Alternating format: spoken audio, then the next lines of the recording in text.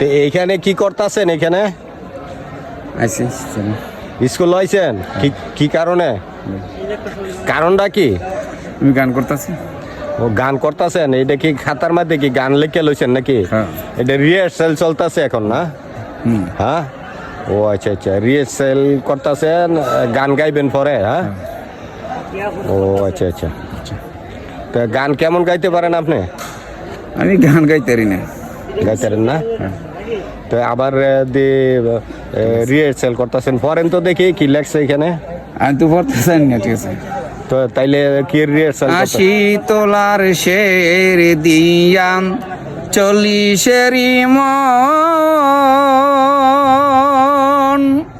মনের মন এক না হইলে মিলবে না কোজন পাগল মন মনিরে।